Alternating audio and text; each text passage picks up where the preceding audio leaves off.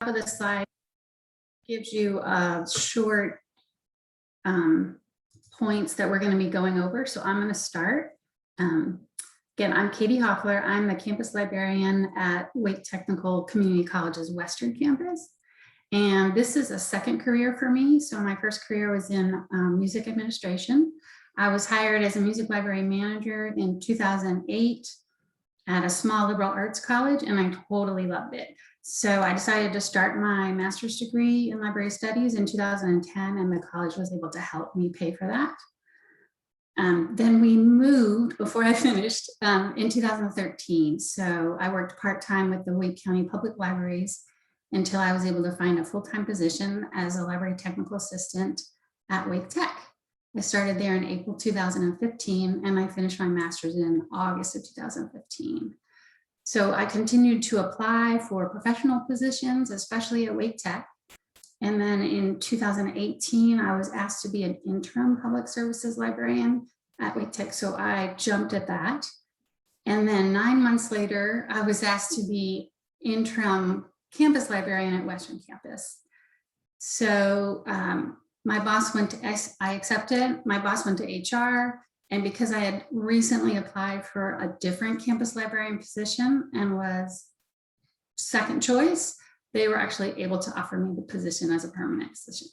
So basically in 9 months, I jumped 2 steps up, and I definitely had some imposter syndromes going on. So let me tell you a little bit about Western Campus. It is in a strip mall on Kildare Farm Road in Cary, North Carolina. We have curriculum courses. They're basically general ed. So we have English 111, math, psychology 150. Then we also have continuing ed classes. So we have a certificate program in early childhood in Spanish. We have computer training skills, bioworks, adult basic education, and ESL. The other thing that we have here is we have corporate training, a small business center, and an entrepreneurship initiatives program. So the first thing that happened with me is when I was doing the interim public services, I realized that I needed more work on my one-shot. So I did an ALA, the one-shot library instruction survival guide. And once I got this position, I went ahead and signed up with BRASS. And they had a business reference 101 class that was taught by Celia Ross. She is the author of Making Sense of Business References, a guide for librarians and research professionals. We'll have a link in one of our slides later on that'll take you so you can see that book. And then also the Small Business Center started an 8-week workshop. So I started attending those, learning more about how the Small Business Center worked with their clientele and thinking about what the library could do to help with that. And then COVID hit. Membership-wise, I joined NCLA's Blink, the Business Librarianship of North Carolina's group. I also joined BRASS, which is ALA under RUSA, the Reference and User Services Association. And then I joined the new Business Librarians group. The other thing I did is I watched a lot of webinars. Blink has them, BRASS has them, NC Live, State Library, CRC. So now I'll discuss marketing. Basically on a semesterly basis, I'll send out an email to all the instructors that teach at Western, just talking about the library services, encouraging them to tell their students that we're available for them. The other thing that we did is we started a monthly new titles email. So at first we did a flyer that was half professional development, half pleasure reads, and we put those in everybody's mailbox that worked at Western Campus. Then when COVID happened, we started to email that. And then in January, we started to just send a link to a LibGuide that highlighted the books that we wanted to talk about. And that way now we can have those statistics of who actually goes from our email to that LibGuide. So that's been really nice.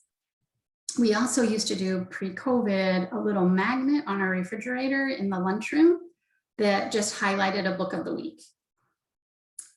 The other thing we have is the Small Business Center was doing a newsletter. So they asked to see if we could contribute a book of the month for that. So we started doing that. And again, we put that on our LibGuide page so they could link to it. And then just recently, the Entrepreneurship Initiative staff asked if they could also get that email, so they might mention that book in their mailings. The other thing that I do is just forward emails of interest. So if the US Census has something about small businesses, I'll send it to them. If they had some reports about veteran programs, I'll send that to the Veterans Office. So just trying to keep that going. Just I'll remind people that I'm here. So on successes and failures, so let me start with, I hate the word failure. So I'd like to think of it more as learn from your mistakes, or reflect what went well and what didn't, and then think about suggestions for the next event and ask for feedback as well. So my first failure was meeting with the corporate training director. We both talked about what services we provide and try to see if there was some overlap there. So the only thing that we could figure out is we gave them a little, we call them a palm card that talks about the library. So we gave them some of those to hand out to those students. And just to say that community borrowers, people that live in Wake County, can also use Wake Tech libraries. The next thing that happened is we had a human library program, which was great, but I was brand new then. And the only day that was open was Friday. And on Fridays, we have no classes. So we had 2 students that happened to come by and they participated, which was great. And we had 8 or 10 staff members that participated. And the Entrepreneurship Initiative director came in and said, "What's going on?" And she looked around and thought the program was great, but she basically said, "You guys need to work on your marketing." So that was my big introduction to working with her. And so that was hard for me to swallow.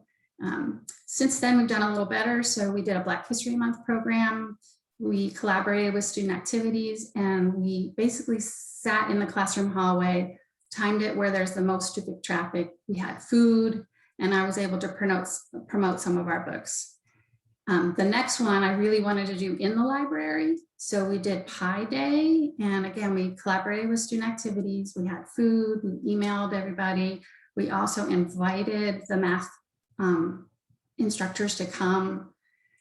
And that went so much better. And we had at least 2 students that said they did not know that there was a library on this campus. So I felt like that was a really good success for us. I was very excited. And then last, I wanted to mention, we had a Contractors Academy.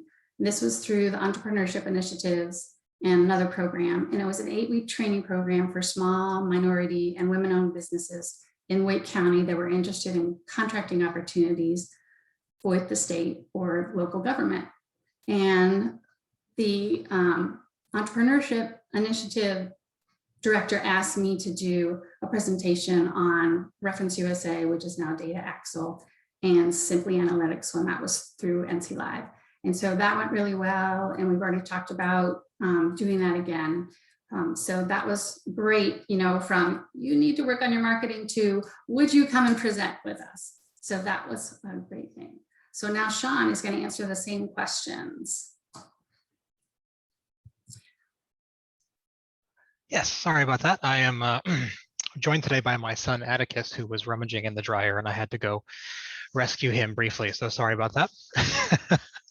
So I'm Shaun Bennett. I'm the research librarian for business education and data literacy at the NC State University Libraries.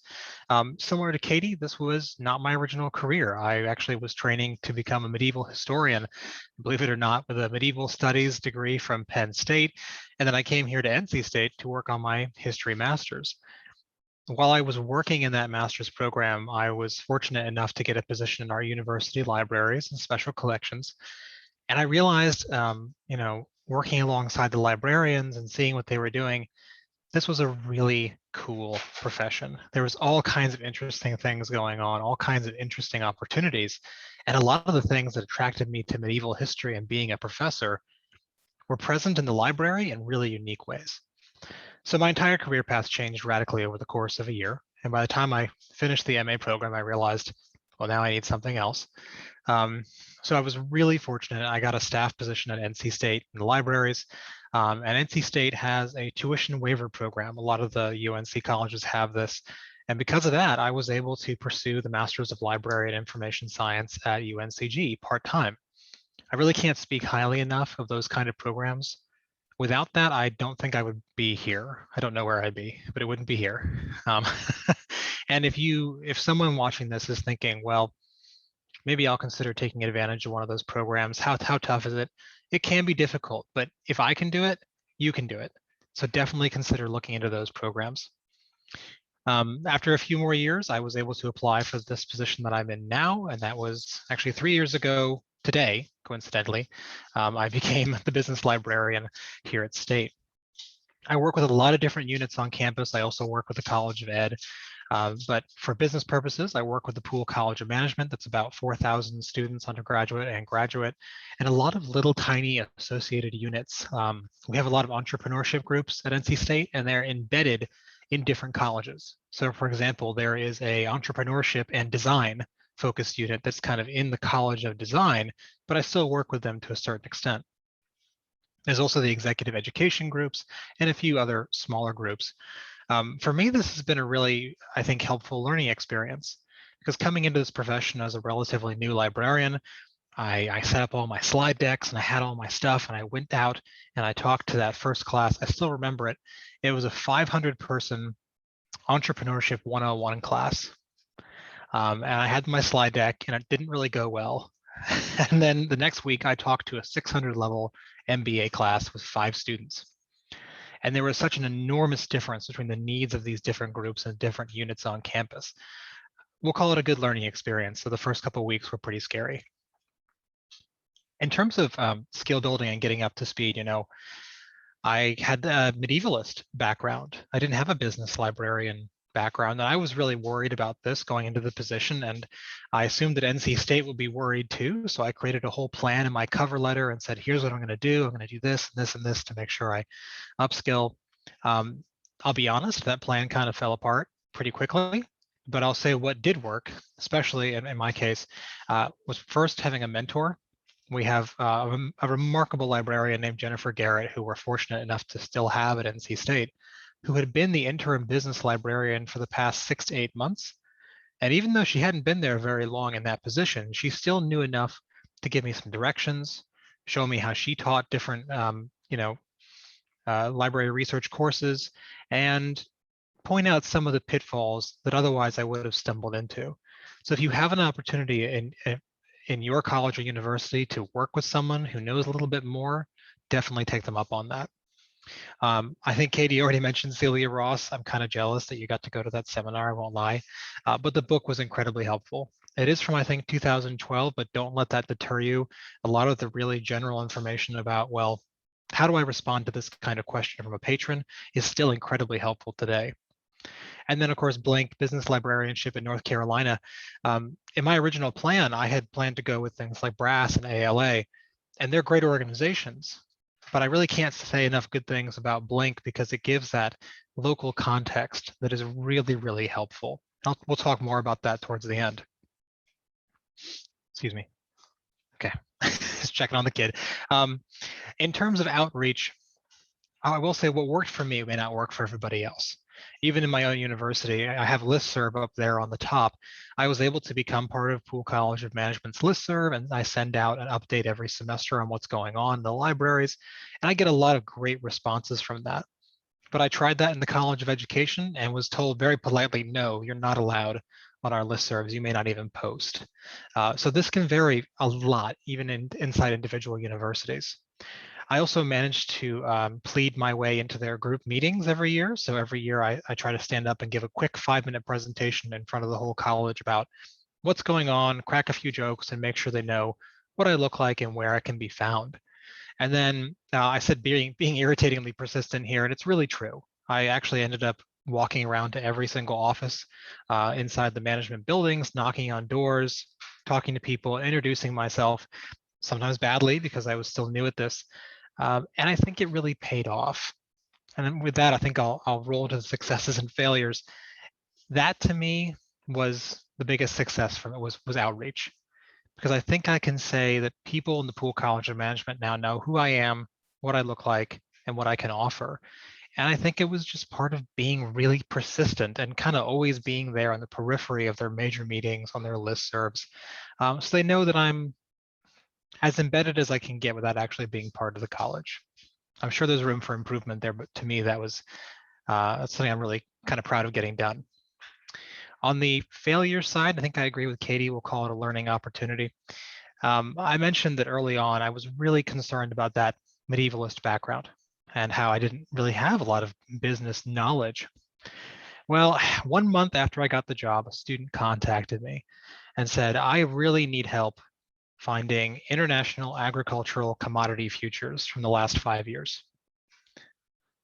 And I had no idea what he was talking about. He may as well have been emailing me in a different language, to be perfectly honest. So I dived into the topic, checked out books from the libraries, read articles, tried to figure out what this concept was, how it attached to other financial concepts. And it didn't really work. I can't teach myself these high-level financial concepts on my own. And I think I missed the point, because when I sat down and with the student, it was very obvious that I still didn't know what this topic really was. And by the end of it, he very nicely and very kindly offered to tutor me in this topic. I haven't had anything quite so soul-crushing as that happened since, thank goodness. But I think it was because I missed the point of it, right? The student wasn't looking for someone to talk about agricultural commodity futures. He was looking for someone to point him at the right databases, the right article repositories, and that's what I missed. So for me, it's a reminder to myself that I don't have to be an expert in these topics. I just have to know where to find stuff. And for those of you who have been in the field for a while, or maybe even new librarians too, that seems kind of obvious. And it was a hard lesson, but I try to keep that in mind. So now we're going to hear from our next presenter. Hi, everybody. I'm Bennett Garrison. I just wanted to say that, Shaun, exactly that happened to me. I've been in the business a lot longer than you guys. I've been doing business librarianship for 21 years. I hate to admit it, but you have that moment when you realize I don't know what that student is asking me for, and you have to suck it up, just like Shaun did, and you know, take your licks and go and try to figure out what it is. And I just want to throw this out quickly. The best thing to do, I found over the years, is just to reach out to someone's, you know, swallow your pride, as all of us have done, and call someone that you know and say, do you know the answer to this? Or call your business librarianship in North Carolina group, our business group, and ask them, or go on the listserv, the main business listserv, and ask questions. We have that imposter syndrome. I have no idea what I'm doing, but Shaun's getting it, and he's been there long enough now. He didn't have to worry about that anymore. He knows everything. So my background is a debt collector. I was a debt collector for 6 years at Virginia Power Credit Union, and I loved every minute of it. But when I got a chance to go back to school and they were going to pay for it, I grabbed it and I did that. I have got my library degree at UNC. I had one business course from Diane Strauss, unlike the two former speakers. She wrote the Handbook of Business Reference, and it's in its 4th edition. It's very highly regarded. And she was very, very tough. But I figured if I got through that, I must know something about business, which turned out to be not so true. But I did apply for a business librarian position at Elon. I got it. And I thought, oh no, what am I going to do now? So you learn over the years that, as we all do, you're doing librarianship, you have a special liaison area, and you learn as you go. So that's how that works. A little bit about Elon really quickly. Facts about Elon: it's a private university. We have about 7,000 students. It's primarily a liberal arts undergraduate university, but we do have graduate programs, 3 business school graduate programs, and others, plus a lot of the physical sciences, physical therapy, and others. I want to tell you that I work frequently with the marketing and economics department and the entrepreneurship programs with nonprofits and entrepreneurs to help them with their business. A lot of it is marketing, helping them change their marketing program, improve it. It's been really rewarding to work with small business and with nonprofits to help them grow and provide for their customers. And so some of the ones that we've worked with are the Goodwill Job Center. Who knew that Goodwill had a job center? I found that out recently. We worked with Burlington Downtown Revitalization, the Burlington Police Department, local thrift stores, secondhand stores, and the conference center and RTP. So those have been learning experiences for me, for the students, for the faculty, and for those universities working together. That's a huge, service learning is huge here at Elon. I want to talk a little bit about how I keep up with my skills. I subscribe to the BizLib research, listserv. That's very important for you to meet with those heavy hitters in business reference. Joined business librarianship in North Carolina, one of the founding members. That's really important to me. Attend all the conferences that you can. I keep up with literature. I read the Wall Street Journal, Chronicle of Higher Ed, all the ones that we normally read, CNRL and News, and I get alerts for the Journal of Business and Finance Librarianship, just to keep up with what librarians are doing and what business folks are doing. I can't stress enough, reach out to people when you don't know something. Find a mentor. If you want to have 10 mentors, that's perfectly fine. We're always glad to be asked to help. I know that I reached out when I was just getting started. Another thing is make yourself indispensable. Add to your expertise. So if you don't know much about data and statistics, but you're interested in that, learn more and more and more. And that way people will begin to rely on you as that expert, especially if you're a small place like Elon. Add things to your classes. If you find that the professor's syllabus is, or the project that you could improve it or help with improving it, don't be scared to say, what if we added map visualizations to this, or make this more of a workshop while I'm there instead of me pointing and clicking. And they're usually pretty happy to do that for you. Again, making yourself indispensable. Be comfortable using the census. All business librarians should work on the economic census and the city and county data book, and knowing where to find information about your county and city. Consider publishing. If you haven't published before, I hadn't either. I started publishing about 6 years ago. It's very rewarding. It's not as scary as you think. And that's something to sort of keep in mind.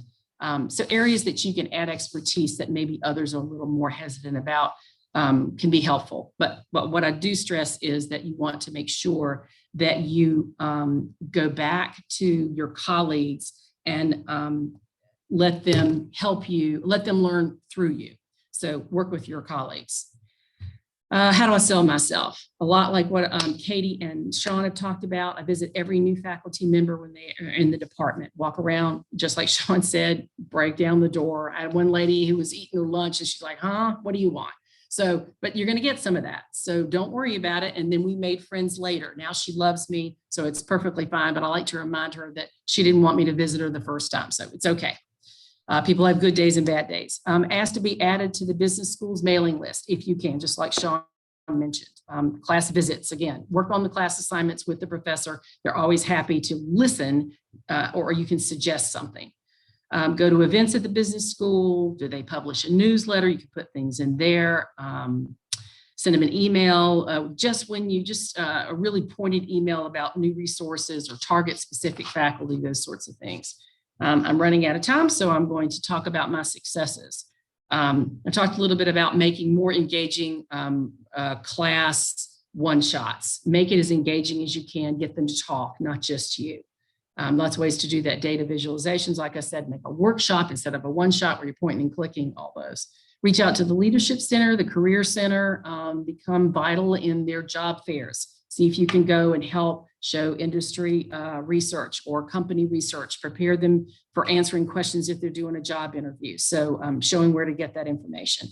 One thing that we've added in the last few years is helping faculty measure their scholarly impact. So impact measures, having a LibGuide, and then letting new faculty know when it's time for you to go up for P&T, promotion and tenure. I'll be glad to sit down with you and work on this. If I don't know the answer to a certain question that you have, I'll reach out to my colleagues, and they love that as well. My failures are not doing all the above things I just mentioned soon enough, because we're all afraid. Don't be afraid. You know as much as anyone else, and don't let them fool you. Work with your colleagues. So that's me, and now we're going to talk about resources. Thank you very much.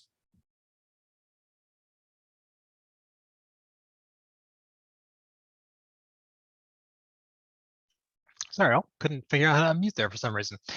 All right, so I'll head us off here and just talk about Blink real quick. Blink is business librarianship in North Carolina. It's a really fantastic group of people, above and beyond the great context that it gives and everything else. It's an incredibly welcoming group.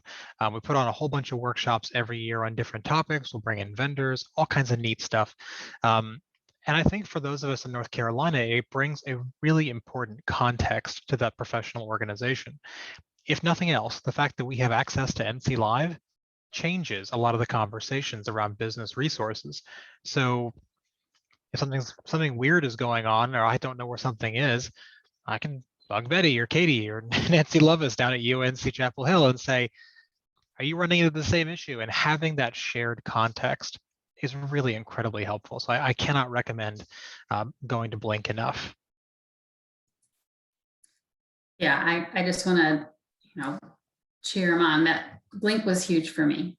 So I totally love it. And that's how I found these two wonderful people to come and present with me. So yay. And then I'm just going to mention BRASS, which is ALA through RUSA, Reference and User Services Association. So if you are already a member of ALA and a member of RUSA, which is a lot of money, then you can add BRASS as no extra cost.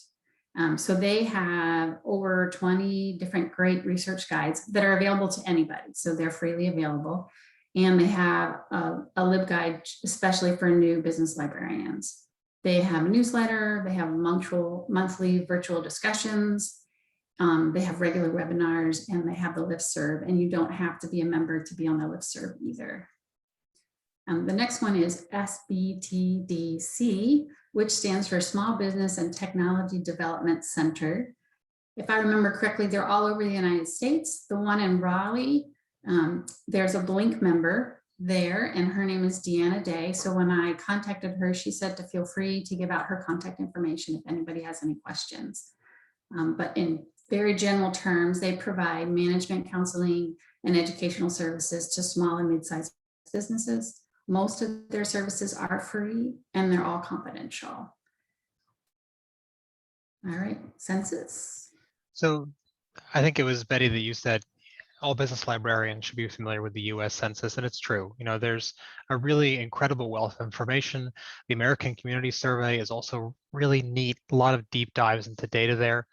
And another reason we bring it up is because it's out there, it's available, it's government funded, so no matter who you are and where you are, you can access it. And the more you work in business librarianship, the more you'll realize how incredibly valuable it is, because you get so many questions from so many people, and especially entrepreneurs who, even if they're in a system like NC State, they're going to graduate and they're not going to stop being entrepreneurs. They're still going to need this data. So things like NC Live, which we'll talk about, and the US Census and the ACS, incredibly valuable to get students used to using that even before they graduate. I will say the US Census site is not fantastic. If you can access it through another database, it's probably for the best, but the data is there. It just requires a little bit more work on the official site. Okay, so I'm going to talk about ProQuest and sort of those databases that are all inclusive. I did want to mention, though, with the US Census, there are also the economic census. And if you are really not great at that, the folks at FRED, the Federal Reserve, are great to help with that. So, just reach out for help and never feel like you can't do it yourself with help. ProQuest, we brought this one up. We were talking about great resources, and Business Source Complete from EBSCO and ProQuest NC Live, ABI Inform, the specialized business databases include a lot of information, not just trade journal magazines and scholarly magazines. They have industry profiles, company profiles, Hoover's is in there, First Research is in there. So if you don't use your databases, to the extent that I do, I like to look at them in depth and try to figure out what content can I get there that I can't get somewhere else. So you're not always aware that it has added content in those sort of general article databases. So I wanted to bring that one up. Go ahead. Yeah, and I'll second that what Betty said, because in a conversation preparing for this, I learned about new resources in ProQuest that I've had access to for the last 10 years, but didn't know. So definitely worth exploring and worth talking to someone who's been out there a little bit longer, who's going to recognize where these things are. Data Axle is also part of NC Live. It used to be called Reference USA, for those who recognize that. Really fantastic resource for geographical kind of data. It has, for many students, they'll come to me and they'll say, look, I need to know how many people in this area are pursuing this kind of work, how many entrepreneurs in the area are putting down businesses of this type. And Data Axle can actually get you that information. It's pretty remarkable. Things to keep in mind as a business librarian, though, are that students will look at their estimates for income and estimates for, how much revenue is coming in and their costs, and students will latch onto those hard numbers and say, oh, this is absolute fact. A lot of those numbers in Data Axle are estimates. They might be great estimates, but it's good to keep that in mind when you're talking to students. They don't take those as absolute truth. Still a great resource, don't get me wrong. Just be aware of that. All right, so now we're at the Wake Tech Small Business Center. So they help people start and grow their businesses. They serve any resident or small business that's in Wake County. They have one-on-one business counseling, workshops, training and other events, and a newsletter, of course. And they're just really helpful. They have been super busy during COVID, trying to help people transition into, making their company still viable. So, and the entrepreneurship initiative also has been doing a lot with COVID. So their largest program is, you may have heard of it, so it's Launch Wake County, but they also have many divisions as well. So they have Launch Apex, Cary, Raleigh, Holly Springs, and Knightdale, and they're always looking to make more. And then within these programs, these launch programs, it's a 10-week training class that meets once a week for 3 hours. They're assigned a mentor if they want. And then they do a lot of networking, and they assist each other and talk about their processes and what they need to work on. And then they also help with locating non-traditional sources of capital. So, and these are, when your students graduate and they really are gung-ho about doing their own thing, then these are resources that they have access to. So I just wanted to briefly mention Mintel and Passport. So I work with a lot of marketing students, and Mintel is US consumer profiles, and Passport is industry and consumer profiles for the, let's say 90 plus countries around the world, which can be really helpful when students are working with international businesses. So they are pricey and everybody can't afford to have them. I'm lucky enough to have them, and I realize that, but it's hard to get marketing resources. Those are two that if you become a business librarian, you want to become familiar with, or at least know exist, and try to see if you can afford them or find other resources that we can all three of us can help you find.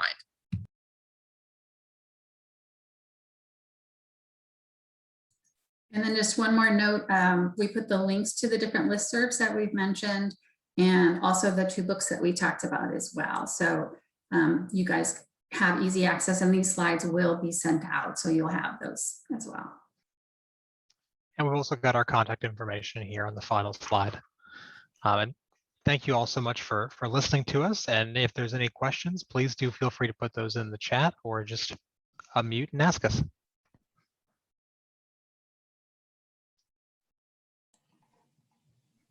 While others are preparing questions to ask the presenters, I just want to thank all 3 of you for taking your time to present to us today. I love stories of when people end up in a career that they never originally intended to be in. So that's fantastic. And thank you for sharing all of these free resources. So important.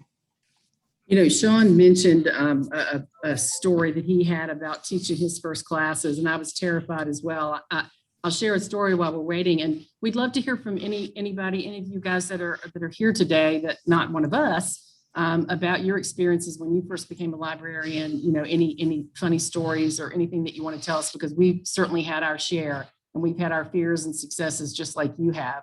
So if you can share something in the chat about, a funny experience or something that happened to you that was meaningful, we'd love to hear it. I'll share what my first library class was. I was at Presbyterian College for 2 years, and I was having my first class. And as I was walking through the stacks to go to the classroom, I had a panic attack, and I couldn't breathe very well. And I stopped and in the stacks and I said, I took myself in hand and I said, you just paid all that doggone money to get this darn degree. You better get your rear end in there. I'm sure I was saying other things, but I said, get your rear in there and do it. And while I was shaking the whole time, but I got through it. And I think you become a better presenter. And one skill that we learn is teaching classes makes us less afraid of public speaking. So we've all learned something from that. And I'm grateful to my degree for that, if nothing else. And I can add to that, for those of you who are getting into it and you give that first presentation, or, for me, I gave one a couple weeks into things and it was so terrible that I'm pretty sure I confused the students more than when I came in. Even the professor looked disappointed in me, but he called me back next year and had me do it again. So even if you think it's awful and if you think everybody looks disappointed, maybe it wasn't.